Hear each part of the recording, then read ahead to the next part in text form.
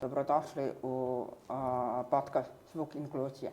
Danas je sa nama doktorka Biljana Krstić. Dobro nam došli. Molim vas da se nam predstavite, odnosno gledaocima, jer ja stvarno ne mogu da izbrišem vašu impresivnu biografiju. Prvo da se zahvalim na pozivu. Znate da vas od početka, vas i vašu organizaciju podržavam. Mislim da je to najbolji put da se dođe do korisnika i da im se objasne sva nepoznanice i da kažem neke nove stvari. Moje ime je Biljana Krstić. Ja sam specijalista otorinolaringologije i subspecijalista audiologije. Radim u klinici za otorinolaringologiju i maksilofacijalnu hirurgiju Univerzitetskog kliničkog centra Srbije.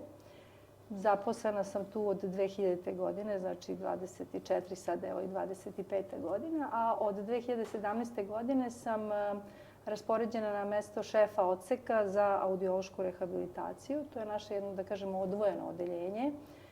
Mi ga zovemo istureno. Nalazi se u ulici Svetog Save broj 16. I tu se bavimo dijagnostikom i rehabilitacijom dece oštećenog sluha.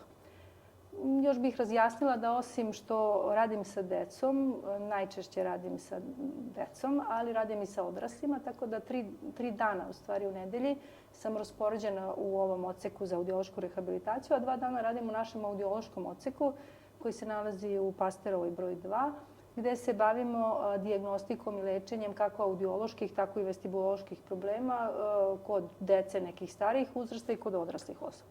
Tako da imam iskustvo u radu i sa dečijom i sa odraslom populacijom. Impresivno.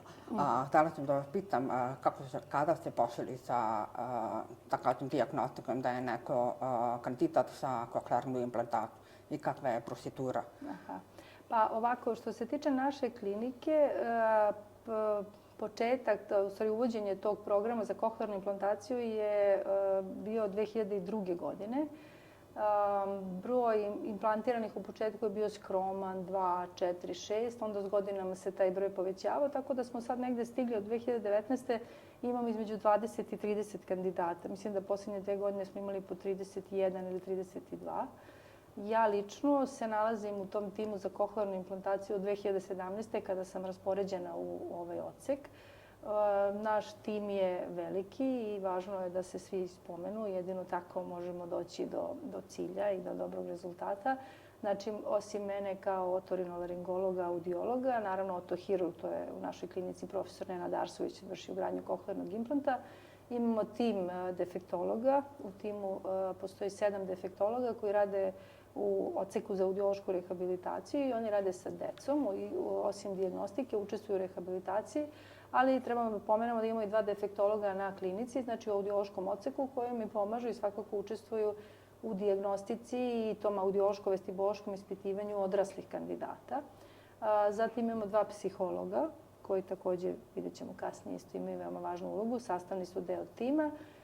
U sklopu našeg odseka radi i vrtić i 3 vaspitačice, gde deca u suštini, te vrtiće više kao boravak, deca tu borave između svojih vežbi ili dok čekaju preglede, tako da se sa njima radi i sam vrtić u stvari doprinosi, dopunjuje rad defektologa i učestvuje u stvari u razvoju te socijalizacije kod dece. Ja. A kažete mi kakva je procedura da te odredi kada je neko kandidat za koklearnu implantaciju? Pa ovako, mi stvarno moram da se pohvalim da u našoj klinici imamo svu potrebnu opremu za dijagnostiku. Taj, da kažemo, dijagnostički algoritam ili skup procedura za postavljanje dijagnoze oštećenja sluha je dosta komplikovan i obuhvata veliki broj testiranja, naročito kada se radi o maloj deci. Jer kod dece nikada niste 100% sigurni u dijagnozu i zato morate da radite puno ponavljanja. Oni ne mogu da vam jave i da vam kažu da li čuju ili ne čuju kao odrasli. Tako da svakako uvek svaki pregled počinje anamnezom gde od roditeljima pokušavamo da kroz anamnezu vidimo da li postoje neki faktori rizika koji su možda doprineli da dođe do oštećenja. Znači to je ta lična i porodična anamneza, da li ima nekog nasleđa, odnosno da li još neki članovi porodice ne čuju. Onda se radi klasičan otorinolaringološki pregled. Svakako dete za audiološko testiranje mora da bude zdravo i to je jako važno. Jer nama često doktori iz nekih ustanova koji su možda manje informisani šalju bolesnu, znači prehlađenu decu. Znamo da problemi sa srednjim uhom mogu također da utiču na sluh, ali to je druga vrsta oštećenja, konduktivno, i to nam ometa testiranje i čini nas lošim, tako da uvijek moramo prvo da izlečimo sve te prehlade, pa da onda uđemo u dalje testiranje. Svakom detetu se radi timpanometrija, akustički refleksi, to su metode za ispitivanje srednjeg uha.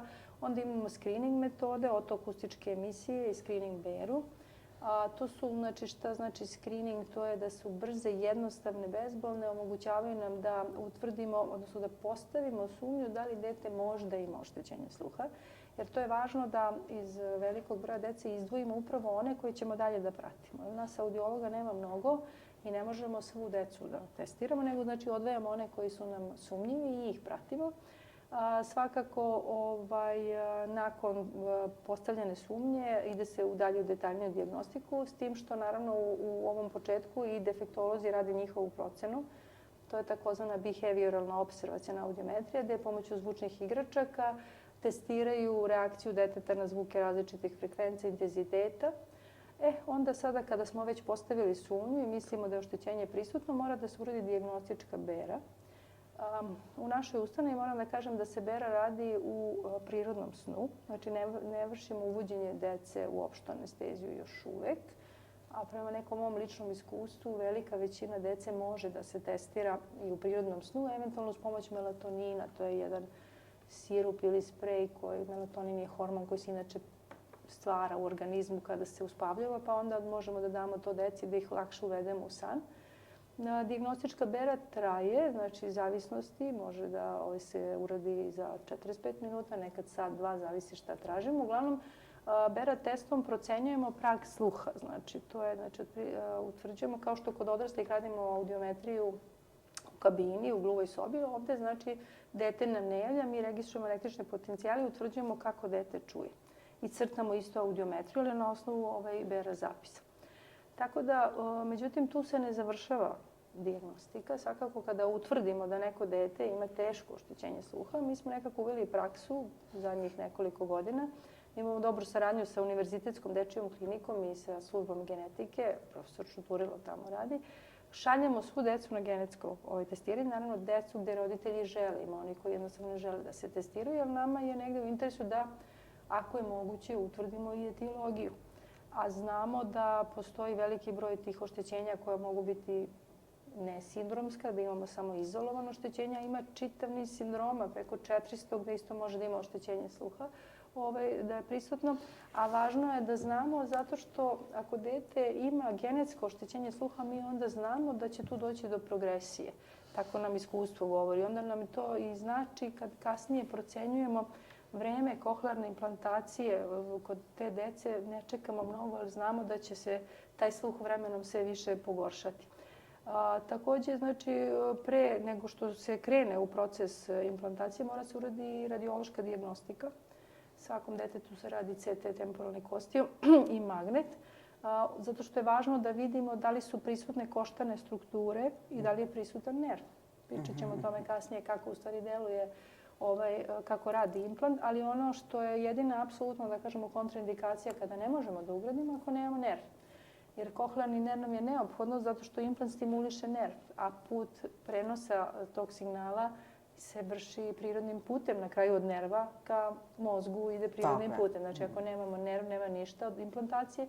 U tom slučaju dolazi u obzir takozvani brainstem implant, znači da se implant ugrađuje u moždano stablo. Sa tim nemamo još uvek lična iskustva, ali i to je u razvoju, radi se u nekim zemljama. Tako da dok recimo druge neke anomalije kao što su nedovoljno razvijena kohlea, tu može da se uradi kohlearna implantacija, ali mora posebno planiranje. Postoje sada te elektrode različitih veličina, dužina i tako da tu imamo saradnju sa inženjerima iz ove kuća koje u stvari proizvode implante, da se tačno izmeri koja elektroda, tako da postoje te posebno dizajnirane elektrode za određene pacijente. To su ređi pacijenti, ali tu ima, da kažem, rešenja. I na kraju, znači, sada psiholog, to sam preskočila, jako važan. Znači, on mora da vrši psihološku procenu kandidata za kohlearnu implantaciju, ali mi moramo u startu da znamo da li dete ima problem samo sa sluhom ili ima i neki drugi problem. Jako je važno, jer će od toga zavisiti uspešnost rehabilitacije, odnosno krajnji rezultat. Tako da nije isto ako je dete samo slušno oštećeno i ako dete pored toga ima neke elemente iz spektra autizma, retardaciju ili nešto drugo što nije kontraindikacija za ugradnju implanta, ali će rezultat neće biti isti kao kod onoga koji ima samo problem sa sluhom. Tako da tu moramo da znamo očekivanja u startu, jer to moramo da kažemo roditeljima. Jako je važno da roditelji shvate šta su realna očekivanja. Neki imaju nerealna očekivanja, pa onda može da nastane problem. Mi nekako zastupamo stav da treba izgovoriti šta su realna očekivanja. Neko će biti 100% zadovoljan, neko će biti 90, 80, neko će samo 10% biti zadovoljan nakon implantacije. Tako da nezadovoljnih po mom iskustvu nema. Ali je taj procenat zadovoljstva različit.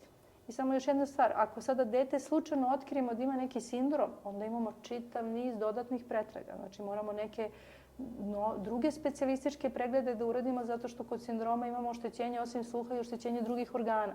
Tako da nam to je jako važno da pre nego što se upustimo u operaciju da vidimo da nije srce, pluća, bubrezi, to sve mora da se ispita. I još moram da se pohvalim da od 2019. godine mi smo dobili stvarno jednu sofisticiranu opremu za testiranje čula za ravnoteže, tako da smo krenuli, jer znate da su sluh i ravnoteža nalaze se u tom istom organu, unutrašnjem, znači u uhu, tako da njih ne možemo odvojiti. Prema tome, jako je važno istestirati i sluh i ravnotežu.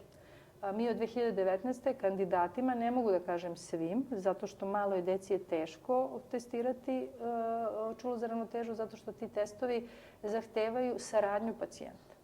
A mala deca ne mogu baš da sarađuju, a svim ovim, da kažem, negde od 5. 6. možemo da uredimo.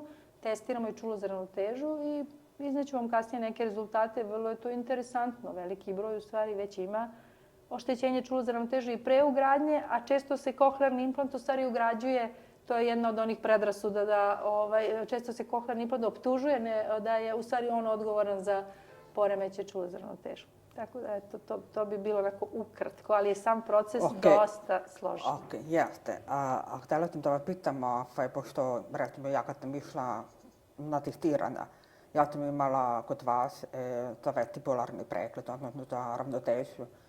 I to mi će snime te kosti, što ste rekli, da se vidi u kakvom je stanju nerv.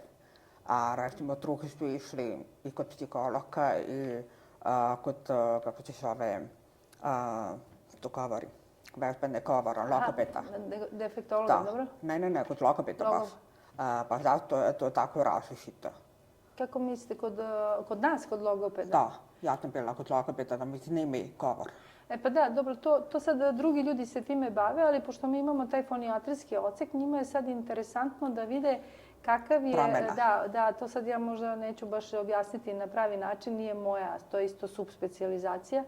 Možda nisam baš dobar sagovornik za to, ali oni znači, da kažem, otprilike kako ja to razumem, oni testiraju vaš govor pre implantacije i žele da vide kakav će da bude, da ga uporede posle izvesnog vremena nakon implantacije. A ja ću vam reći moje iskustvo da sam primetila, pa i kod vas, to sam vam rekla, da nakon implantacije se vaš govor popravio.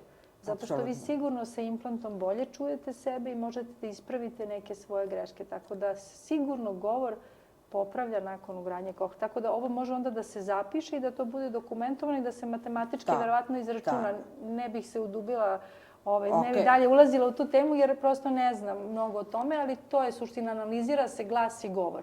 Pre i posle. Ok, onda ću ja da se javim...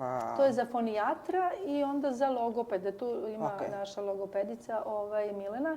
Ona radi i fonijatar je profesorka Sanja Krejević, ona se bavi tom analizom glasa i govora. Ne mogu da se setim, ali preko puta vaše... Jeste, pa to je odsek fonijatrijski. U suštini nekad je, ajde kad smo već načeli tu temu, nekad se naš odsek zvao audiološko-fonijatrijski odsek. Jer u suštini mi bi trebali da budemo celina. Znači, jer nemoguće odvojiti sluh i govor. Jer mi znamo da morate da čujete da bi dobro govorili. Što znači sluh i glas i govor su povezani. I tako da po meni to i treba da bude jedan zatvoreni krug, da svi budemo uključeni. Jeste. Ok, ja ću to te svakako javim da baš uporedimo, jer me interesuje kakav je napredak, jer ja jesam čula i od vas, a i od mnogih, kako se zove, da mi će govor poboljšao. Svakako i ja sama primećujem. Da se vratimo, pošto ste nam mnoge stvari rekli. Htjela sam prvo da pitam koliko je pouzdan taj Bera test, kada je, kako ste rekli, u opštoj anesteziji dete, tako? Ne, mi u našoj ustanovi ne radimo uopšte radite anestezije. tako, Zašto? nego- Zato što nemamo prosto mogućnost, aparat nije fizički u sali. Mada i u drugim ustanovama koje imaju mogućnost da rade, ne rade svakom detetu uopšte anesteziju. Jasno. Ono što je važno da dete mora da bude mirno, Da. da ne pravi, mislim ja sad već imam neko iskustvo, može da spava i najbolje je da spava, zato što svaki pokret tipa kapci, žvakanje, gutanje, medanje rukama, nogama utiče, pravi buku, što otežava izdvajanje u stvari onoga što mi treba da izdvojimo na Bera testu, a to je taj zvučni signal, znači talase, i da registrujemo da je prag sluha. Tako da I koliko je pouzdan? On je pouzdan, znači nije svakako 100%, ali je preciznost veoma velika, da kažem 99%, zato što mi u stvari procenjujemo prag, ne prag sluha, nego prag odziva. Znači, emitujemo signale zvučne, određene frekvence i određenog intenziteta i onda registrujemo te odgovore i na taj način procenjujemo prag. I prag je u stvari ono mesto gde još uvek, odnosno ona vrednost u decibelima, gde još uvek jasno možemo da registrujemo taj peti talas koji nam je najvažniji. Tako da mi onda kažemo procenjeni prag sluha. A taj procenjeni prag sluha je uvek malo lošiji od pravog praga sluha, zato što je to prag odziva i zato mi imamo faktore korekcije gde za određene frekvence korigujemo i onda na osnovu toga crtamo audiometrijski nalaz. Ja sada već imam pacijente koji su bili mali, morala sam da im radim beru, ali su onda porasli da mogu da idu u kabinu i da im se snima tonalna audiometrija, tako da pratim sebe. I mogu da kažem da je vrlo precizna. Znači, vrlo sam zadovoljna sa onim što sam dobijala na beri. Znači, mala je razlika. Govorimo o 5, eventualno do 10 decibela. S tim što bera ima svoje ograničenja. Ona najbolje prikazuje 2 i 4000 Hz, mada možemo da snimimo i 1500. To su te 4 frekvencije koje su u stvari najvažnije. To su govorne frekvencije, ali mi ne možemo berom da snimimo tamo one duboke tonove 126, 256, niti možemo da snimimo 6, 8. I dalje mi znamo da mi ne čujemo samo do 8000, mi čujemo do 16000. Ali mi snimamo taj govorni deo i to je nama najvažnije, jer ako tu imamo oštećenje, ti pacijenti sa teškim oštećenjem, tu možda sam zaboravila malo pre da kažem šta su indikacije za kohlarni. Znači, kohlarni implant se ugrađuje osobama koji imaju oštećenje sluha obostrano, znači na oba uva, na ovim govornim frekvencama, znači 500, 1000, 2 i 4, većim od 71 decibel kada se govori o deci, a odraslima većim od 80, što znači da oni jednostavno ljudski govor ne čuju dobro i samim tim neće, ako su mala deca, ni razvijati govor kako treba. Osim toga, pored tog težine oštećenja, važno je da se proceni funkcionalnost. Znači, mi kada utvrdimo oštećenje sluha, mi uvijek prvo dajemo slušne aparate. I svi se prvo amplifikuju i rehabilituju sa aparatima, jer uvijek počinje tako, s tim što taj period rehabilitacije je različit i zavisnosti od težine oštećenja. Pa oni koji imaju veliko oštećenje, veoma to duboko i teško, znači 90-100 decibela, ne gubimo mnogo vremena. 3-4 meseca da adaptiramo dete na nošenje aparata, znači da ne baci i da ne polomi, i već predlažemo kohlarnu implantaciju zato što nema svrhe. Ona sa tim aparatima ne sluša mnogo. A ako su neka srednje teška, onda duži je period nošenja.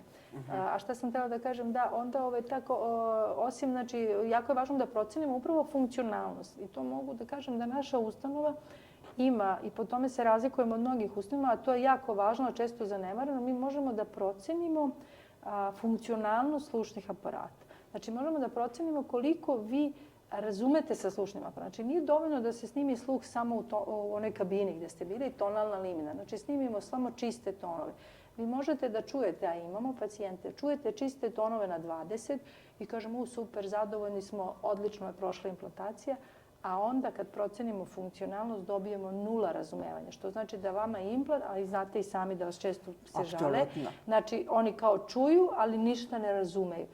Tako mi procenjujemo aparate i kažemo kada je ta funkcionalnost manja od 50%, to je apsolutno indikacija za kohlarnu implantaciju. Znači da ta osoba jednostavno više ne razume koliko treba sa kohlarnim, sa slušnim aparatima i treba da se ugradi. Sljedeći korak je u stvari kohlarna implantacija. Tako da to su te neke indikacije, da kažem, glavne za ugradnju. Naravno, moraju da budu ispunjeni ovi anatomski uslovi, da nemamo apsolutnu kontraindikaciju i to bi bilo to. Svakako ako mi imamo dete koje nosi slušne aparate, a nismo zadovoljni kako mu napreduje govor, isto onda predlažemo ugradnju implanta. Ne možemo da gubimo vreme. Znamo da je period za razvoj govora od 1. najkasnije do 5. godine. Tako da vi ako ne intervenišete u tom periodu, to je nenadoknadivi gubitak. Jeste, zato i mi je cilj da informišemo javno, da ne bi gubili vreme, jer je to činjenica. Vreme je novac u ovom slučaju, da. Da, zato što... Ključno je, vreme je ključno. I zato, recimo, ovaj screening sluha, koji, nažalost, evo moram da kažem javno, da u našoj zemlji nije zaživeo na način koji bi trebao, a možda bi to mogli i to da bude neki od planova kako da uvedemo screening u našoj zemlji. Pokušano je i to funkcioniše na nekim mestima, ali da bismo rekli da je to urađeno kako treba funkcioniše na svim nivoima. Znači moraju sva porodilišta da budu pokrivena i da se sva deca testiraju. Suština screeninga je da se bebe u porodilištu testiraju. To je znači screening test je vrlo jednostavan, brza, bezbolna metoda gde vi možete da vidite, da postavite, kao što sam već rekla, sumnju na oštećenje sluha. To je suština screeninga. Da od svih rođenih beba izdvojimo bebe koje su potencijalno rizične da imaju oštećenje sluha i da samo njih dalje pratimo i ispitujemo. S tim što naravno velika je razlika kada govorimo o bebama koje su zdravo rođene, da kažemo, i bebama iz intenzivne nege. Mi čak imamo ovde intenzivne nege koje uopšte nemaju screening. A znamo da bebe iz intenzivne nege od 20 do 50 puta češće imaju oštećenje sluha nego zdravo-rođena bebe. Kod zdravo-rođenih beba se 1 do 3 javi na 1000 živorođena. A kod ovih se javi 20 do 50 puta, to je ogroman broj. A pri tome isto treba napomenuti da je oštećenje sluha najčešći senzorni hendikep koji se javlja na rođenju. Znači, daleko se češće javlja, a nemamo definisano da je taj screening obavezan i to je osnovni problem. Znači mora da se uvede kao obaveza. Sada je još uvijek preporuka i zato neka porodilišta rade, neka ne rade i mnoga deca ostaju bez screeninga i onda se gube, kako da kažem, ne otkriju na vreme i onda dođu kad imaju 3, 4, 5, 6, kada su propustili kritičan period za razvoj govora. Da, pa imala sam slučaj da su mi rekli roditelji baš da su propustili da urade screening i onda su kasnije utvrdili da dete ipak ima oštećenje sluha. Pa su onda ubrzali stvar, ali su na kraju uspjeli da koliko toliko rehabilitišu dete, ali jeste vrlo komplikovana. Pa jeste, ali zemlje u okruženju u Hrvatskoj sve normalno, mislim, taj screening od 2007. funkcioniše. Da ne kažem ove razvijene zemlje, znači screening je počeo da se uvodi 2000. godina, znači sad je to već 25 godina, znači tako da treba raditi na tome. Da li možemo mi kao organizacija da učestvujemo pa možda u tome? Možemo, mislim da tu treba ministarstvo da u stvari zdravlja, verovatno, kao što su doneli uredbu da je screening spinalne mišićne atrofije obavezan, objavljeno na svim medijama, prošlo kroz službeni glasnik ili šta i to je to. I mora da se radi. I radi se svim bebama. A daleko ređe i poremeće, razumete? A ovo se ne radi. Da. Mislim, nabavljaju se aparati, mnoga porodilište imaju, a i tu postoji recimo problem. Nije isto porodilište Narodni front, mislim, koje ima oko 7 do 8 hiljada porođaja godišnje, ili Klinički centar Srbije gdje je malo manje, oko 6-7 hiljada, i neko porodilište u Vršcu gdje imate 500, 600, 700, da imaju jednak broj aparata, odnosno jedan. Znači, za screening aparat je dosta onako osetljiv, mora pedantno da se radi sa njim i podložan je da se pokvari, mislim da tako. Tako da ova veća porodilišta moraju da imaju shodno broju beba koje se rađaju broj tih aparata, a ne nama se desi, recimo u Narodnom frontu pokvari se aparat, mi imamo odličnu saradnju sa njima, onda oni krenu da šalju nama. Kako da vam kažem, to je prosto nedopustivo.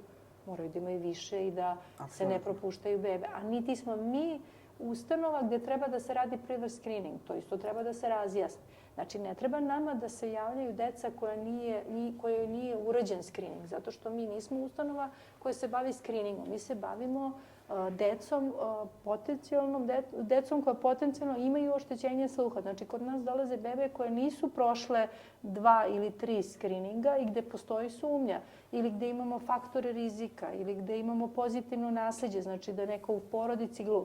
Ta deca dolaze kod nas, a ne deca koja su zdrava i koja nije urađen screening u porodilištu. I to je naročito problem u Beogradu. Ova manja mesta nekako manje je porođaja i bolje funkcioniše. A Beograd je problem. Samo Beograd je problem. Pa po meni najveći problem je u Beogradu. Vi imate Univerzitetski klinički centar Srbije, znači GAK ne radi screening sluha. Pa nisam upućena, zato Evo, pitam. ja sam upućena, da. A Novi Sad, kakvo je stanje tamo, nisu? Pa, za njih ne znam, ali vrlo često se kvare aparati i onda ispadaju iz funkcije. Narodni front lepo radi, imamo saradnju, išli smo tamo da ih edukujemo i tako promenili smo neke stvari, smo ih naučili i to funkcioniše. Ok, a htjela sam da pitam, pretpostavljam da je vezano, to smo malo pre pričali o BRA testiranju i sve to, odnosno i screeningu. Pretpostavljam da je lakše da se uradi dijagnostika vezano za odrasle nego kod dece. Ili ima problema i kod odraslih? Pa ne bih baš rekla da je lako. Zašto? Mislim, lakše je u smislu da oni mogu da vam jave, ali vrlo često dugo traje. Zato što se tiče ispitivanja sluha, mislim, znate i sami u kabini kad uđete, ovako zdrava osoba uđe dok se skoncentriše da vidi šta da čuje, da šta treba da javi, a naročito kad neko ne čuje, ali naročito ovaj vestibuloški deo, oni sarađuju, ali moram da priznam nisu svi saradljivi. Prvo ne shvataju. Zavisi koliko pacijent dugo ne čuje. Neki nisu razvili čitanje sa usana, pa ne možemo da im objasnimo. Ne možemo da im objasnimo šta od njih tražimo. Mislim, šta se od njih traži, jer oni moraju da sarađuju. Tako da onda to dugo traje, često ne uspemo. Tako da ne bih rekla da je lako. Jeste lakše nego kod dece. Sa nekima je stvarno lako i završimo brzo, ali sa nekima nije. Naročito je problem kada osobe dođe do brze progresije oštećenja sluha i onda nisu stigle da nauče nikakav drugi vid komunikacije. A mi ne znamo znakovni jezik. Ja sam neke naučila kako mi dolaze prevodioci sa ovim gluvonemim osobama, pa sam tako neke znakove mene interesuje naučila, ali generalno je teško da se to, mislim, za mene je teško da naučim da bi sa njima komunicirala. Jasno, ali mislim, sami ste rekli da će desi nagli gubitak sluha. Takvi većina, odnosno su imali, da kažem, izgrađeno slušanje i govor i sve. Neki se snalaze, moram priznati, imaju one aplikacije na telefonu, pa mi onda drže i slušaju šta ja govorim i onda im to prevede, mislim, u pisanu reč i onda na taj način ti što... Tako da, eto, a nekada dolaze u pratnji familija, ne znam, suprug ili dete, pošto kad se živite sa nekim, naučite na nečiji glas. Tako da mene, recimo, ne razumeju, ali razumeju supruga, recimo žena, muža, zato što svaki dan i onda mi pomažu. Uspemo mi da uradimo, ali kažem, nije baš ni to uvek jednostavno. Da, vidim. I traje, procedura traje. Često oni dođu i misle, taj vestibuloški deo traje, znači, 2 sata, sigurno, znate i sami. Ništa nije bolno, ali su prosto testovi dok vam ja objasnim, dok uradimo, tako da sigurno 2 sata. A važno je da se zna. Važno je da se zna kad već možemo. Mi danas, znači, možemo da ispitamo svih 10 delova čula za ravnotežu, znači svaki deo i možemo da utvrdimo da je prisutno oštećenje. I evo sad mogu da vam kažem te neke naše preliminarne rezultate. Ja sam testirala 100 pacijenata, sada i više, koji pre implantacije čulo za ravnotežu i bila sam iznenađena, to sam spremala predavanje za ovih, kad smo proslavljali 100 godina klinike, pa sam htjela da prikažem te rezultate, bila sam iznenađena da od tih 100 pacijenata 12, samo 12, znači 12% nije imalo oštećenje čula za ravnotežu. A znači svi ostali su imali, znači 88% je u stvari imalo oštećenje. Tako da je to stvarno veliki broj. Sad ne kažem da je bilo potpuno ugršeno, ali neki deo čula za ravnotežu nije funkcionisao. I sad mi tačno možemo tim testima da vidimo gde su problemi. Ne bi sad ulazila, to je dosta ovako malo složeno za ovaj razgovor, ali postoje određene delove čula koje su znatno osetljivije. I zašto nam je to važno? Mi kada, u stvari, kako određujemo stranu, pošto se u Srbiji ugradnja kohlearnog implanta vrši jednostrano za sada. Zalažemo se da bude i bilateralno. Ali kako biramo stranu? Znači, bitan nam je audiološki nalaz, stanje sluha, gde je važno reći da obično biramo ono uvo sa kojim se duže slušalo. Jer će onda lakše da se prihvati implant. Da kažem i gde je bolji sluh. Ranije se smatralo da treba implantirati lošije uvo, ali ne. Dokazano je da tamo gde je duže slušanje bilo da je lakše se prihvata implant. Onda osim toga, važno nam je stanje čula za ravnotežu. Uvijek biramo onu stranu gdje je oštećeno čulo. Ako je što se tiče sluha sve jedno, znači da li levo i desno, biramo tamo gdje imamo oštećenje. Zašto? Mi znamo da operacijom može da nastane oštećenje. Prolazno ili trajno. I zato biramo stranu gdje već imamo, da ne rizikujemo onu stranu da je očuvamo. Zato je to važno da se zna. I na kraju, ako je sve jedno, sasvim svejedno pitamo pacijenta, njegove lične želje. Obično biraju u zavisnosti od ruke koja im je dominantna, desnoruki, levoruki, ili neke lične želje. Tako, u svakom slučaju pitamo i pacijenta. Ako je nama sve jedno, kažemo, ajde vi kažete šta želite s koje strane. Ja se sjećam kada je juče bilo, kada su me pitali koju su stranu, ja sam rekla ovu stranu na koju slušam sa slušnim aparatom. Samo iz jednog razloga, zato što znam da slušam na toj strani. Pa to je logičan odgovor. Da, ali nekad je tu dilema. Imali smo pacijente koji su se plašili pa nisu htjeli da daju to uvo. Iako smo mi predlagali. Jasno. A i razumem i taj strah. Strah je u stvari da li ćemo nešto pokvariti, a da li ćemo uspjeti da popravimo. To je u stvari dilema. Da, moram da te nadovežem vezano za vrtoglavicu, odnosno za oštećenje ravnoteže. Postoji, nažalost, velika predrasuda. Pogotovo kod ovih ljudi koji imaju inače problem sa sluhom. Da centar za ravnotežu se pogoršava posle ugradnje koklearnog implanta. A ja sam recimo čula mnogo više pozitivnih, da kažem, utisaka da im se popravio centar za ravnotežu posle koklearne implantacije. Tako da bih voljela da čujem od vas kako je vaše iskustvo. Pa, ajde prvo ovo iz literature, pošto sam to spremala sad za ovo predavanje, kaže da 60% dece sa oštećenjem sluha, teškim oštećenjem, ima oštećenje čula za ravnotežu. S tim što često roditelji to ne primećuju. Zašto? Kada oštećenje čula za ravnotežu nastaje rano, dođe do dobre centralne kompenzacije i deca koriste druga čula, vid, dodir, percepciju, tako da oni jednostavno se prilagode. Ali onda kad malo dublje krenete da postavljate pitanja da li je vaše dete često padalo, da li je bilo trapavo, kad je počelo da sedi, kad je počelo da hoda, onda shvatite da ipak neko kašnjenje postoji. Ali oni generalno nemaju problema. Tačno da ugradnja implanta može da ošteti čulo za ravnotežu. Kažu da negdje trećina ima prolazno oštećenje čulo za ravnotežu, kratkotrajno. To su najčešće one, mi ih zovemo benigne, pozicione, iznenadne vrtoglavice, dobroćudne vrtoglavice koje su izazvane promjenom položaja glave. Zato što u toku same operacije može jedan deo tih, kada se obrađuje hiruški, da upadne tih partikula unutar unutrašnjeg uha i kasnije da bude uzrok tih položajnih vrtoglavica, ali to je obično prolazno. Onda kažu da 35% ima potpuno gašenje čula za ravnotežu nakon operacije, tako da ne možemo da kažemo da nema. Ali ono što su naši rezultati, a ja ću svakako pozvati sve ove pacijente da testiram, ovo su testovi pre ugradnje.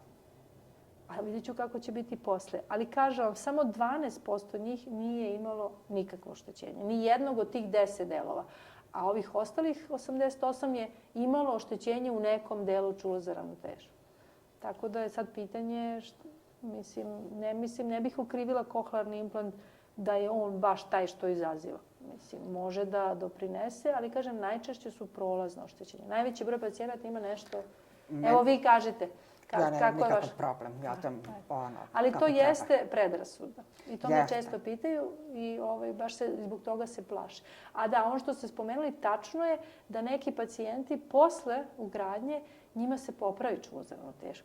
Imamo recimo sad, tako kroz primjere, to je možda najlakše. Jedna pacijentkinja je mlađa, nekih 43 godine, akutno izgubila sluh i na oba uva i došlo je do gašenja oba čula za ravnotežu. Znači, ona nije imala vrtoglavice, nego kad se ugase oba čula, oni postaju onako nestabilni, teturavi, tako, poigrava im slika. Nju smo, da li je to kod nje nastalo autoimuno, govorilo se da li je post-covid, odnosno covid i tako. Uglavnom, ona je vrlo brzo implantirana i to je kod nje urađena simultana ili obostrano, istovremeno su ugrađena oba implanta.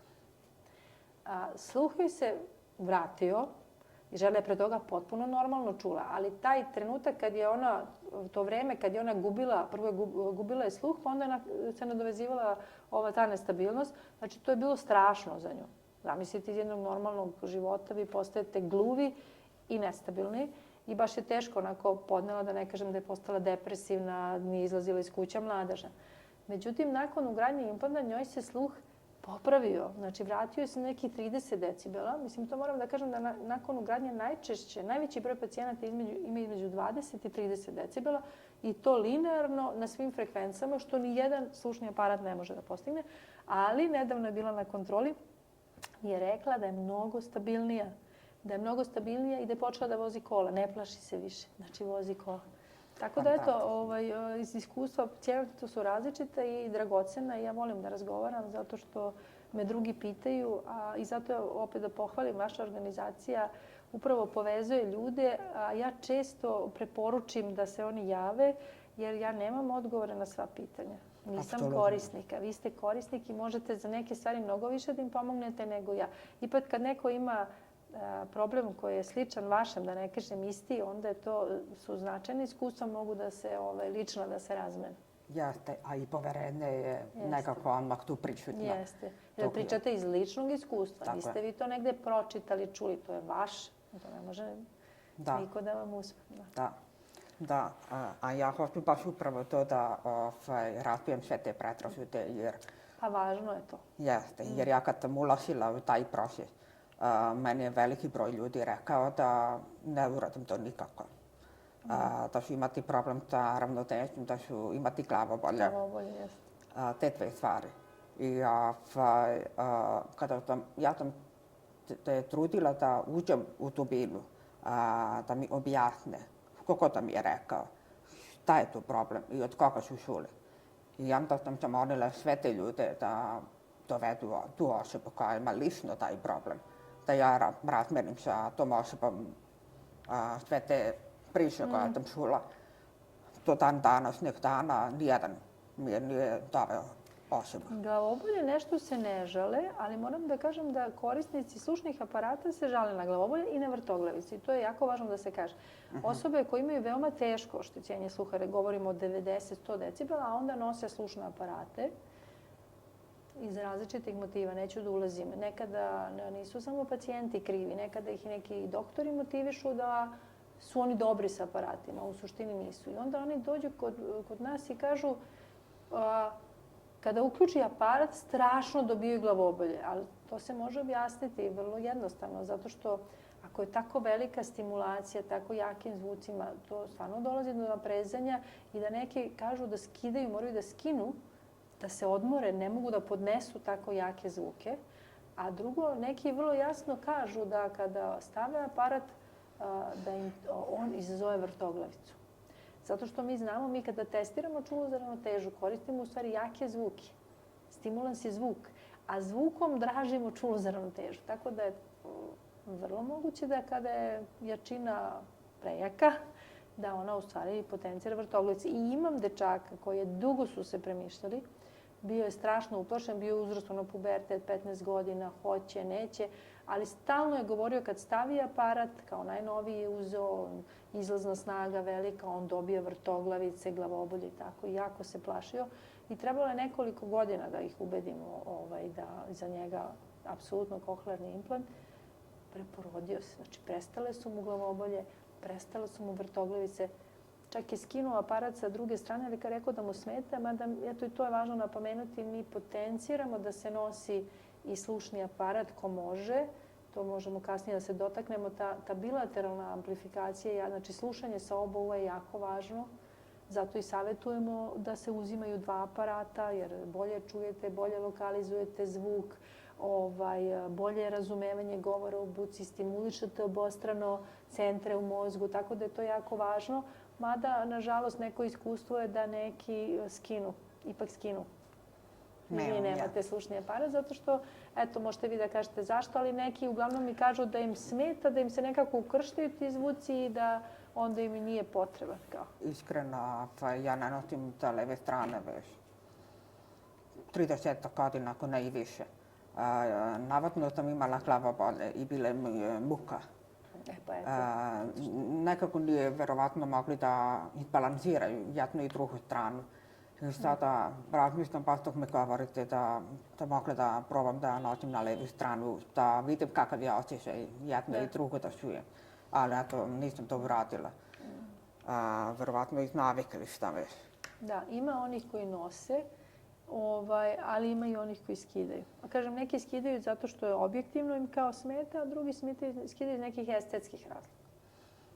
Zato što kao sad nose s jedne strane implant, pa dobro čuju i onda šta će im ovo i tako skinu. Ali ima i onih, to smatramo neuspehom ili manjim uspehom, gde nose implant, ali se oslanjaju na aparat.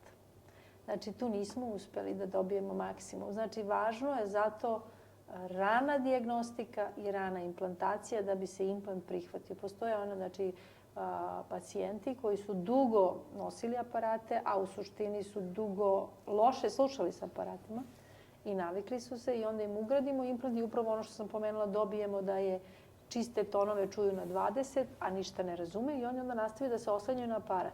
I onda kad dođu pa mi kažu, znate, implant skine, nema problema. A ne daj Bože da mu se istroši baterija na aparatu, ništa ne čuje. A razumete, a sa implantom čuje na 20, a sa aparatom je... Ali to je, pretpostavljam, psihološka neka blokada. Zato što su dugo, jednostavno, kako vam kažem, suviše se vremena izgubilo. Zato se i kaže kada nastane gubitak sluha potrebno je što pre intervenisati. Bilo od deci je naročito važno jer ta deca ako su rođena gluva, ako se ne otkriju na vreme neće ni razviti govor. Zato se mi zalažemo za taj program u prvom mesecu screening, u trećem mesecu da se sprovede dijagnostika, a sa 6 da se već krene sa intervencijom. Intervencija podrazumeva slušnu amplifikaciju. Da bismo došli do toga da je idealno ugraditi implant između prve i druge godine. Već je FDA snizio granicu za implantaciju zvanično sa 12 na 9 meseci. Kod nas, to ste me negde pitali, mi uglavnom, ja mislim da je najmlađi oko godina, ali najčešće između godinu i po i 2. Ali ako vi sada čekate 5 godina, to dete neće razvijati govor ako je teško oštećenje. A kada govorimo o odraslima, ako je njemu propao sluh, pa prođu godine, da on čisto pitanje je kako će se adaptirati. Znači, posle svakog gubitka potrebno je da taj period neslušanja bude što kraći u suštini. Pa jeste, ja sam imala nagli gubitak sluha u 40. godini. Kupila sam najnoviji aparat, najjači, koji meni jeste pomogao u smislu da čujem, da kažem, osnovne zvukove. Ali sve ostalo je bilo ono... Razumevanje nula. Da, apsolutno. Čak mi je bilo teško da razumem i čitanje uzana. A sada je skroz obrnuta situacija. Kada skinem procesor, ne mogu da čitam uzana. Prosto mi previše to oslanjam na sluh. Tako sam i shvatila zapravo koliko ti ja oslanjam na implant. Pa to je dobro. Jeste, ali ljudi to ne shvataju. Voljela bih da pojasnite te stvari, da je jako bitno da se oslanjaju na slušanje. Prvo da se vratimo na ovu temu koju želim da pitam vezano za tonsku i razumevanje u onoj kabini. Kako se određuje, koliki je stepen razumevanja? Pa prvo, to se zove govorna audiometrija u slobodnom polju. U stvari se testira se naravno prvo stanje sluha, a onda se puštaju reči. Reči gde se od pacijenta traži da ponovi te reči. Ako koristi slušne aparate, mi ga testiramo sa slušnim aparatima i bez aparata, da vidimo koja je razlika, razumete? I onda pušta se, sad opet to rade više ovi defektolozi, surdoaudiolozi, ali pušta se određeni broj reči 10 i onda koliko je ponovio, izražava se u procentima i crta se ta kriva. Tako da se na taj način dobije koliko pacijent razume. Nije suština da on razume šta znači reč, nego da razabere reč. Razumete, ako kažemo auto, da on ponovi auto. Ne da razume šta je auto, u smislu ako je dete u pitanju, nego da razume da je ponovi. I onda se to izražava u procentima koliki je procenat razumevanja pri kojoj jačini. Pa ako vi dobijete da na 65 decibela, to je već ozbiljna jačina, pacijent razume manje od 50%, znači da ti aparati njemu apsolutno više nisu dovoljni, jer ljudski govor se nalazi upravo iznad tog opsega. Znači, jednostavno onda oni ne razumeju. Oni čuju, ali ne razumeju i onda oni postaju u stvari kandidati za kohornu implantaciju. Ja sam shvatila da imam problem sa razumevanjem, tako to sam te približavala zagovorniku. Pa pogledam, na taj da se oslanjam način na čitanje. oslanjate se na usta i prilaskom se intenzitet, vi mene onda glasnije čujete. I to je to. Apsolutno. Tako da kad se povećava jačina, vaše razumevanje se povećava u stvari, ali nije to suština. Ne treba da vi imate implant da bi čuli na 20 decibela, a ne da ja vičem na 60 ili 70 da bi me razumeli. Ali to je isto interesantno kad dođu roditelji sa decom, kako to teško prihvataju. Često kažu da misle da njihovo dete čuje, a sad objektivni testovi pokazuju drugačije. I ja znam da je to teško, to su stvarno teške scene kad im saopštavate i tako, a onda shvatite da recimo roditelji vrlo često povise svoj ton, znači oni pričaju mnogo glasnije nego inače sa svojim detetom i na taj način kompenzuju njegov nedostatak jer ne shvataju da ne čuje, ali vikanjem oni vide da dete onda ih bolje kao razume, ali neće to da priznaju, ali vi sa strane vidite da roditelj se detetu viče. Ja kažem, izvinite, što vi vičete? Kažem, ne vičem. Tako da postoji puno tih nekih indirektnih znakova koji isto mogu da vam ukažu na oštećenje, a koje naravno oni ne vide i ne mogu da odglume, oni ne glume, oni se ponašaju kao što se ponašaju kod kuće, kako bi u stvari sebe ubedili da njihovo dete čuje.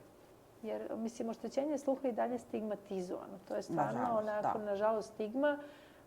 Skriva se, za razliku od, recimo, naočara koje je isto pomagalo, a slušni aparati i kohlearni implanti su i dalje onako nešto strašno. I odmah me pitaju, i to tačno postoje, ajde kad već moram da kažem, neki regioni u našoj zemlji, odakle dolaze ljudi da me odmah pitaju da li ima neki nevidljivi slušni aparat.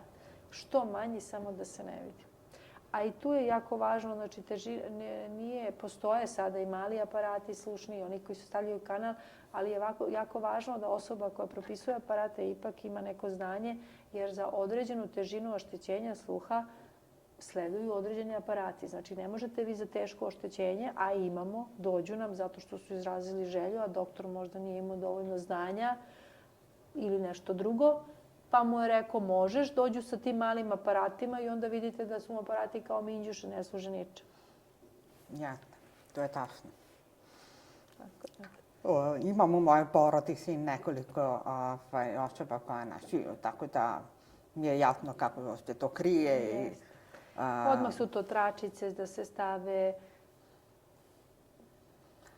kape i ostalo, ali dobro, ja to sve razumem i ne pritiskam, zato pustim da, zato je važan psiholog, ne znam, tu smo pričali o psihologu, važan nam je psiholog. Psihološka podrška, da. Da, taj psiholog u početku vrši procenu da bi mi videli sa čim se suočavamo, ali imamo razne probleme u hodu, znači prvo na početku problemi da roditelji prihvate dijagnozu. O tome ću vam pričati više kad dođe psiholog, ali to je teško. I često se porodice razilaze, rasturaju se, mislim, tako da svašta mi vidimo. Drugo, kada i prihvate dijagnozu, oni menjaju život iz korena. Znači, dolaze kod nas, pošto nama dolaze iz cele Srbije, da ne kažem iz svih bivših, zato što, opet moram da kažem, nažalost, proces rehabilitacije nije dobro razvijen. Mi ga imamo, ali druge ustanove, znači, jako je važno, nije dovoljno da se ugradi samo implant. Mora iza toga da sedi sve što treba, a to je audiološka rehabilitacija koja je vrlo dugotrajan proces i ni malo lak. I menja život roditeljima iz korena. Znači, jedan roditelj, ako želite da dobijete dobar rezultat, jedan roditelj mora da menja svoj život iz korena. On dolazi sa detetom i on nije samo pasivni roditelj koji dovodi dete, on je aktivni učesnik u procesu rehabilitacije. Znači, mora da bude na bolovanju. Mislim, već samo zamislite da vi imate neki posao i sada do polaska u školu ste na bolovanju, ali vodite dete svaki dan u neku školicu. Tako to izgleda kod nas, gde se sprovode vežbe po nekoliko sati u toku dana, ali ima više vežbi, pa psiholog, pa vrtić i tako. Tako da je to, a pogotovo ako dolazite iz neke unutrašnjosti, onda ljudi iznajmljuju stanove, ostaju ovde po 2-3 meseca, razdvajaju se porodice, jako je teško. Ali ja uvek kažem i sad sam stvarno snimam uz dozvolu roditelja taj krajnji rezultat kad oni već razviju. Stvarno kad vidite šta ste postigli, da ste nekome ne omogućili da sluša, vi ste mu promenili život. Znači, vi ste mu omogućili da bude sutra, da završi redovnu školu, da završi fakultet, da bude samostalna osoba, da samostalno zarađuje. Tako da, zato mislim da ovo treba da guramo, da društvo ulaže više, jer ulaganje možda deluje veliko na početku, ali na kraju ono što dobija društvo je mnogo veće od onoga što su uložili. Jer sve te osobe postaju svoji ljudi samostalno. Tako je. Zato mi je i cilj da informišem javnost o tome. Jer, mislim, nažalost, moji vršnjaci, većina koji su oštećenog sluha, nisu samostalni, nego imaju pomoć ili od države, ili od porodice, ili čak budu neznačeni baš. Jeste, pa da vam kažem, kada osobe ako se na vreme, ovo što sam rekla, vrlo rano krene sa dijagnostikom, lečenjem, rehabilitacijom, ako se ugradnja implanta kod teških oštećenja izvrši do neke 3. godine, podaci pokazuju da 90% dece ide u redovnu školu. A sa aparatima negde oko 70%. To je veliki procenat. A odlazak u redovnu školu znači da vi imate mogućnost da završite osnovnu školu, da završite srednju školu, da idete na fakultet ili već master, doktorat, šta god. A ako vi ne savladate govor, vi idete u specijalnu školu. Specijalna škola znači to je škola za decu oštećenog sluha. Danas znamo da mnoge te škole nisu samo škole za decu oštećenog sluha, nego oštećen sluh i neke druge smetnje. Onda tu imate ograničenu mogućnost napredovanja. Mislim da oni imaju samo osnovne škole do 3. stepena. Oni se obučavaju uglavnom za zanate, tako da nemate ovu mogućnost visokog školovanja. Mislim, ipak je to razlika. A drugo, niste samostalni. Vi naučite neki zanat, ali opet sve povlači jedno za drugim, da. Mislim da kvalitet, da nikog ne uradim, ali mislim da je kvalitet života čujuće osobe drugačiji od osobe, nikoga ne podcenjujem, apsolutno mislim da i oni imaju kvalitetan život, ali ipak skoro je bila situacija gde su recimo došli roditelji, oni su gluhonemi, govore znakovnim jezikom, a dete nosi slušne aparate, ali je čujuće. I sada dete meni prevodi roditelji. Ili recimo deka je pričao, deka je čujući, 2 dece su gluva, roditelji su gluhonemi, ali decu smo implantirali. I sad kaže, sin je izašao, njegov sin, sa unukom. Znači, otac i sin su izašli napolje i nešto su zaboravili i on je sad teo svog sina da dozove, ali pošto on ne čuje, nije mogao. To mi je bila onako interesantna priča. On je zvao unuk, a unuk, pošto ima implant, se okrenuo i mogu da se odreagovao i da se odazove, da se vrati, nešto su zaboravili da uzmu. Znači, ovoga ne bi mogo nikako da dozove. Ali to je sjajna priča, zato što, nažalost, gluvi su većina protiv kohlearne implantacije. A ovo je zanimljivo zato što su roditelji koji ne čuju, a imaju... Mi sada imamo već, znači, i tu je jako važna podrška čujućih članova porodice, to su obično bake, deke. Imamo da su roditelji gluhonemi, ali odlučili su se za implantaciju. Tako da je to super stvar. A isto tako imamo recimo na rehabilitaciji, sada imate situaciju da su roditelji gluhonemi i govore znakovnim jezikom, a dobiju čujuće dete. Međutim, to dete odrasta u jednoj potpuno nestimulativnoj sredini gde nema potrebu niti za glasom ni govorom i ono ne progovara, jako čuje.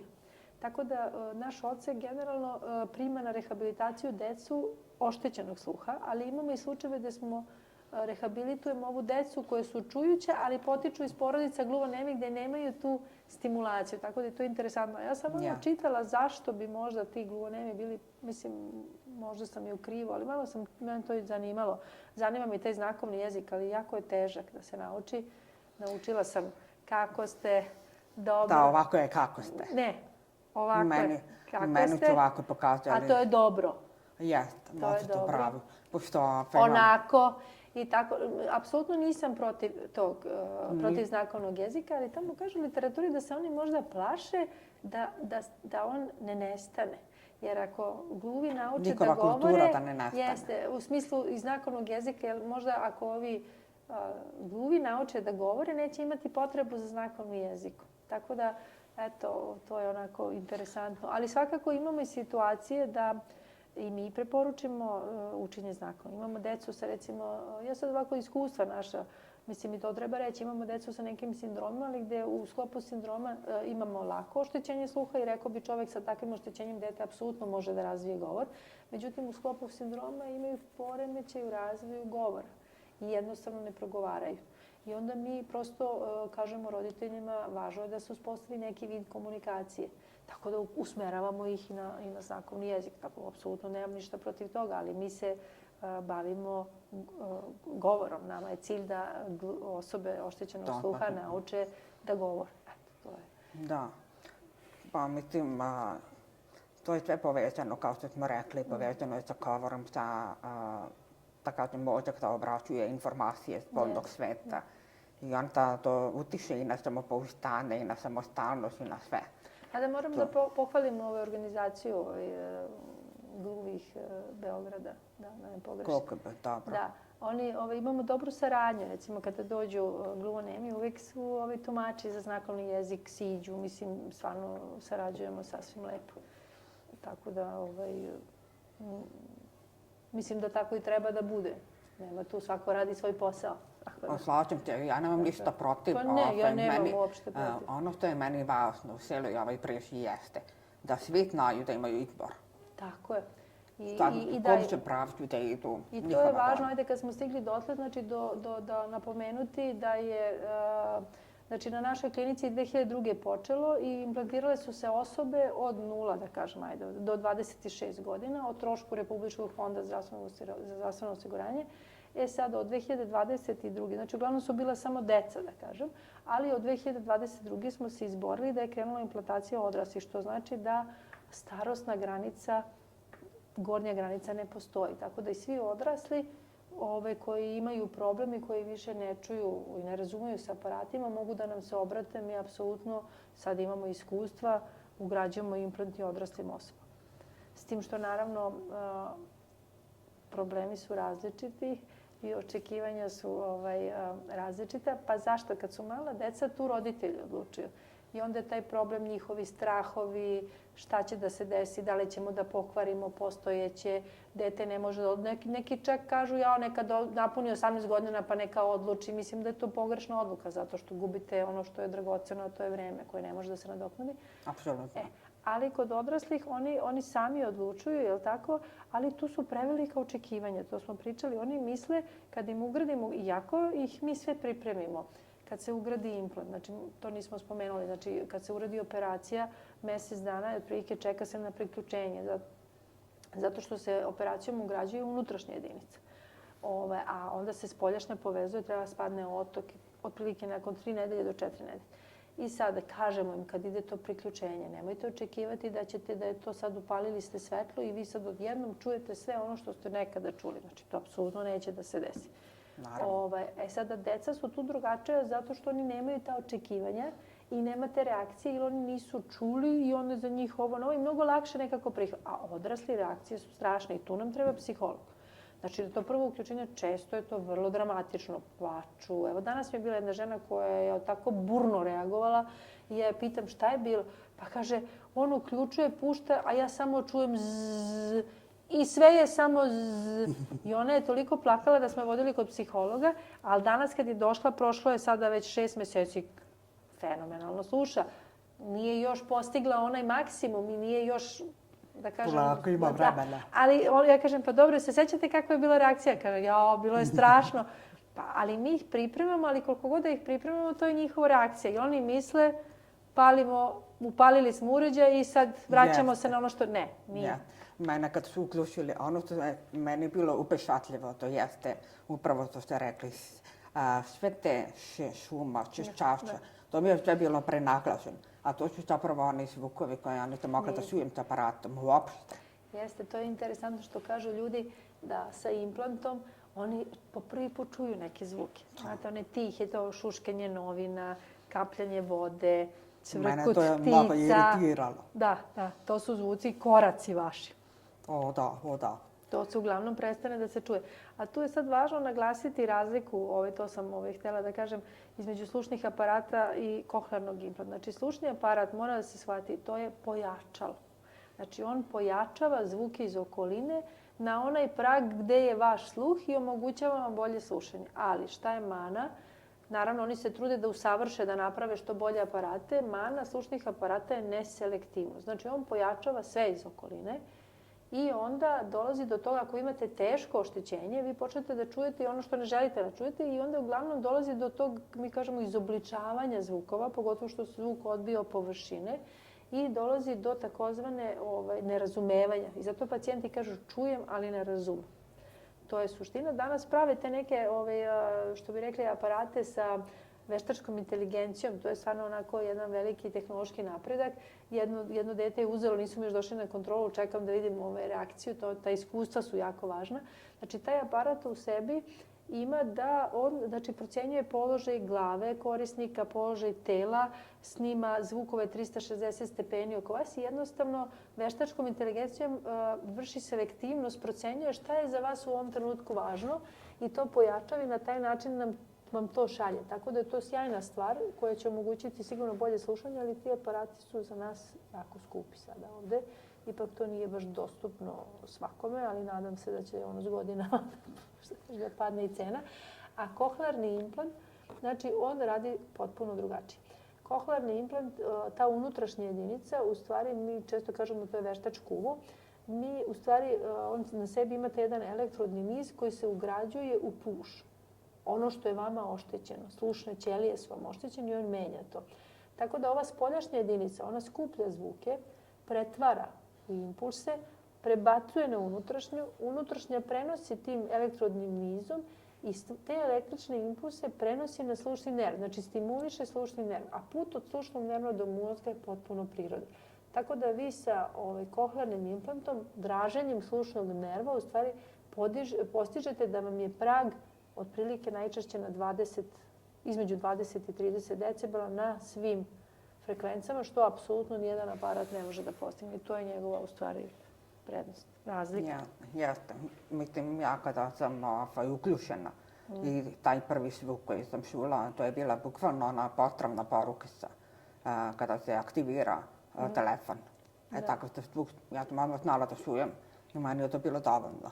Da. Ali ne razmišljaju svi tako. Ne razmišljaju, ali ja da kažem odrasle pacijente kad dođu na kontrolu tako pitam, zanima me, i ta iskustva su stvarno dragocena. Jedna pacijentkinja mi pričala recimo da sjeća se glasa Bajage i njegovih pesama i išla je na koncert i kaže po prvi put je sa implantom mogla da čuje ne samo da čuje muziku, nego da razlikuje, da čuje i reč. Jer slušnim aparatima, pa vi ste korisnik. Možete čujete muziku, ali teško da možete da razumete. A implant vam omogućava i to. Tako da je velika razlika. Plus vi sada, ovi novi modeli, imate mogućnost recimo da vam slušni aparat, da vam mobilni telefon direktno zvoni u implant. A vi čim slušate direktno, nema tih gubitaka, odbijanja do okoline i mnogo je bolje razumevanje. Postoje onda dodaci da povežete televizor, da vam direktno zvuk iz televizora ide. Onda imaju oni, recimo ljudi koji rade u onim open space prostorima ili sa mnogo ljudi, oni stave taj uređaj na sto koji prikuplja zvukove i ide šalje direktno u implant. Tako da ima puno, a to će tek da napravi, ima puno stvari. Ili deca u školi ili na fakultetu imaju te sisteme, FM sisteme gde podrške predavači stave oko vrata i onda njegov glas direktno se FM talasima šalje u implant i svakako razumevanje je daleko bolje. Da, mnogo su napredovali aparati. Pa ja sam imala stres u takačem da sam koristila takav aparat koji je mogao da telefona prebaci sve. I voljela sam da u autobusu koji je bušan i sve, da skroz smanjim buku s polja i da možu slušam muziku. Baš onako čist zvuk bude. Iako to nije prirodno. Ali recimo imate isto mogućnost da sa implantom vi napravite više programa. Mi imamo ljude koji rade u buci, recimo u nekim fabrikama i tako, onda naprave program koji je tiši za rad u fabrici, a onda kada su kod kući, onda koriste onu varijantu gde je tako da je to stvarno dobro, pruža dosta mogućnosti. Ja često govorim da je naša prednost upravo ta što mi možemo da se igramo, da smanjujemo, pojašnjamo. Ja volim čak da kažem da skinem procesor kada nešto ne želim da slušam. Da. I da odmorim mozak. A isto, eto, sad sam se setila šta je još onako jedna, da kažemo, predrasuda. Plaše se, recimo, da li će moći da idu na more, da li će moći da se kupaju, da li mogu da izađu na kišu. Mislim, sada se prave vodootporni procesori, to je isto važno da se zna, koji su otporni na tako te padavine, da kažem, ali postoje čak i onih sa kojima možete da plivate. Ja imam vide snimke ovih deteta gde su mi roditelji to dali, ja to prikazujem da dete pliva u moru sa 2 procesora. Postoje čak da se kupe te zaštite koje vakumiraju i sasvim, znači, se ponašaju normalno. Onda se isto plaše da li dete može da se bavi sportom. Ja apsolutno imam, evo danas mi je bio dečak, trenira košarku, fudbal. Imam devojčicu koja trenira ragbi. Gde me mama otprilike kao, jao doktorka, ali možete da je kažete da ona sad više ne može? Ja kažem, neću ja njoj da rušim snove, zašto da ne trenira ragbi, ima zaštitnu kacigu koju je inače koristila sa specijalnu kacigu i tako. Ovaj dečak mi je rekao za košarku koristi traku, da ima džepčić i stavi traku. Onda ova mala deca u igraonicama isto stave traku, tako da ima načina da se prilagodite, igraju folklor, sviraju, pevaju, tako da mislim nema... U prethodnoj emisiji kod nas je bio dečak koji vodi karting. Dakle, da i on koristi kasike, a baš voli adrenalin, on je takve prirode. Pa eto. I lepo ste rekli to što ne treba da rušite nove desi, nego naprotiv. Podržati, da. Tako je. Mama nije bila baš srećna, ali posle je rekla da bili ste upravo, jer ona to voli, baš dete voli. Jeste, nažalost roditelji umeju da prenesu strah na decu. Jeste, i to nažalost moram da kažem da neki su baš previše, ja znam da svaki, što kaže, ja imam 3 dece, svaki roditelj, mislim, svom detetu želi najbolje, ali neki su previše nekako preplašeni, a onda ne žele da prime informacije i nekad mi se čini da rade nesvesno na štetu svojih deta. Imamo pacijente gde vidite da dete ne čuje, da se muči, ali šalju ga roditelji u redovnu školu, po redovnom programu. Učiteljica mu, nastavnici mu izlaze u susret, sedi kao napred, daju mu više vremena, ali sve to medveđa usluga i ne žele da ga implantiraju jer se plaše se svega. Prosto kao ne, zatvaraju oči sa njihovim detetom i sve u redu. A svi drugi vide da nije u redu i da se to dete toliko muči. A čak imamo i situacije gde deca, skoro je bilo, dete gluvonemih roditelja je tražilo roditeljima da bude implantirano. Da. Baka je tu dosta pomagala i roditelji su bili protiv, ali ona je tražila i roditelji su pristali. Na kraju su pristali. Tako da treba slušati svoje dete i ne sada da ste apsolutno protiv nečega. Mislim, ni taj preterani strah nije dobar. Ne možemo da živimo tako. A drugo, juče su mi bili roditelji, pripremamo za implantaciju i isto odlažu godinama. Ja kažem, dobro, čega se plašite? Oni kažu, plašimo se da ne pokvarimo ovo što ima. Mislim, ja moram da razjasnim, kada se ugradi kohlearni implant, mislim, kako god to zvučalo, mi uništavamo ostatke sluha koje taj pacijent ima, zato što se elektroda ubacuje tu gde su slušne ćelije. S tim što danas je, recimo, postoje različite dužine elektrode, tako da ogradit ću se kod onih kod koji imaju očuvane te duboke tonove, može da se stavi kraća elektroda, da im se omogući da te duboke tonove frekvencije slušaju prirodno, a da im se pojačava ono što je oštećeno. I to postoji. To se naruči specijalna elektroda, ima sad različitih modela. Ali, inače, da budemo jasni, kad se ubaci implant, tu više nema ostataka sluha. Što znači, kad isključite implant, uvo je gluvo. Ali, ako vi imate dete koji ima sluh 90-100 decibela, 110, 120, pa to nije sluh. To je prag bola već. Tako da nemamo to što mi da uništimo, već je uništeno. A mi znamo da s godinama svima nama sluh propada, ne samo vama koji nemate, nego i meni propada. Tako da, mislim, on će svakako, vi ga sad imate sa godinu dana, on ima 90. Mislim, razumete, nisu to neki ostaci sluha. Tako da, po meni je to neosnovani strah. Može samo da bude bolje, ne može da bude gore. Već je oštećen. Naročito sad, kažem, ako utvrdite da još postoji neki genetski problem, onda već znate da će to da ide u potpuno gašenje sluha. Nema tu šta da se čeka. A vreme ne može da se nadoknadi. Ja sam imala situaciju da su mene pitali 2016. godine da li se spremam za koklearnu implantaciju. Tamo sam ja zapravo i čula za koklearnu implantaciju, jer je tada još bilo jasno po audiogramu mom da ja imam teško oštećenje i da propada, nažalost. Kao što ste rekli, da s godinama to propada, kao što i propada i vid, pa stariji ljudi nose naočare i sve to. Mislim, vama se i po govoru vidi da ste imali od starta teško oštećenje. To nama profesionalcima vrlo jasno. Tako da mi odmah vidimo kad neka deca ne čuju dobro, one ne razvijaju govor. Ima tu dosta su glasovi izmenjeni i tako, ali roditelji to prihvate, obrazlože pa on je tako sladak, priča tako nejasno, nerazumljivo i tako. A nama neke stvari budu odmah jasne. Tako meni to nije jasno, ja iskreno da budem. A onda treba isto razjasniti odrasli šta oni isto imaju neka očekivanja koja su nerealna. Misle da ako su, recimo, osoba nikad nije razvila govor, imali smo situacije. Želela je da se implantira zato što je dobila dete i želi da čuje svoju bebu, kako će noću danju noću da čuje plač deteta. I mi smo u startu rekli da, vi ćete dobiti slušanje, ali govor koji niste razvili ne možete da ga razvijete sa 30, 40, 50, razumete me? To neće da se desi. Tako da tu treba biti vrlo jasan sa očekivanjem i vrlo realan. Jer prosto ako možete vi da popravite govor koji imate, ako ga nemate, znači nije to sve moguće, nije to čudo, mislim. Implant nije... Pa jeste, ali da vam kažem, moja buduća kuma iz Hrvatske, koju sam upoznala u Zagrebu, ona je implantirala upravo iz tog razloga što je htjela da čuje svoje dete i sve to. Međutim, ona je toliko bila uplašena da neće moći da se snađe kao majka i ona je koklearni implant odbacila. Ali čuje neke, da kažem, duboke tonove, što kažete, da reaguje. Jednostavno, ono je lakše bilo kao majci da se osloni na ono što je bilo poznato pre implantacije. Jeste, to je opet zato što, kažem, mala deca mnogo lakše to prihvate jer oni ne znaju za drugo i onda se mnogo lakše adaptiraju, ali put nije lak.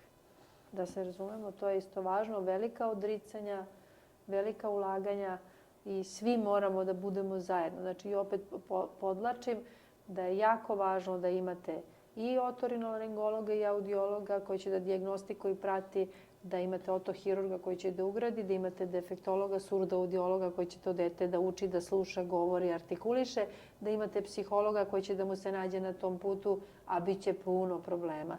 Problemi kad odrastaju, pa pubertet, pa hoće da odbaci, pa svašta se tu dešava, da pruže podršku roditeljima, da imate te vaspitače. I to je jako važno da svi koji ugrađuju koklearni implant, da moram da isto budem iskrena da nije nažalost tako, u nekim centrima se ugrađuje implant, a nemate i za podršku, onda imate situaciju da neki kažu dovoljno vam je implant, ima da progovorite, što nije tačno. Znači, nije implant ugraditi da će sve samo da dođe od sebe, bez ovoga što sam nabrojala, nema razvoja govora. Tako da je jako važno napomenuti da su često roditelji dece koja su implantirana, nažalost, u nekim centrima prepuštena sama sebi. Pa nemate ovako organizovanu rehabilitaciju i onda ni rezultat nije takav. Tako da i o tome, mislim, svi oni koji rade treba da obezbede sve ono što sledi. Želim da vam se zahvalim što ste bili i molim vas da ako imate neku poruku za roditelje buduće koja tek treba da kažem, nažalost, uđu u ovu borbu sa decom. Hvala na pozivu, jer ja se uvijek rado odazivam zato što, opet ću da ponovim, mislim da je ovo pravi put. Mora da se razgovara. I mi pričamo na našim stručnim sastancima, ali tu nema ni roditelja, ni dece. Znači, mora da postoji ovaj vid komunikacije, da korisnici mogu i da postave pitanje i da dobiju odgovor od neke stručne osobe. Tako da i ona tribina koja je bila i je svakako pozitivna i ta interakcija, meni je to stvarno super.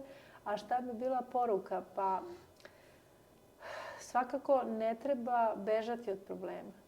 Mislim, oštećenje sluha je jedan nevidljivi, da kažemo, hendikep. Ali samo ako se otkrije na vreme i samo ako se na vreme krene sa njegovim lečenjem, on može biti uspešno prevaziđen. Tako da, eto, nemojte se obeshrabriti. Ako se to desilo, tu smo, dođite da pričamo, odgovorit ćemo sve što znamo, nešto ćemo i mi naučiti od ove što kaže pacijenata, ali tu smo svi da budemo na istoj strani i stvarno je šteta da sada, što kaže u ovom veku, kada imamo pomagalo koje može čak i potpuno gluvim osobama da vrati sluh i da im omogući razvoj govora, da se od toga beži zbog nekih neosnovanih strahova. Eto, tako da tu smo. Sjajni. Hvala vam još jednom.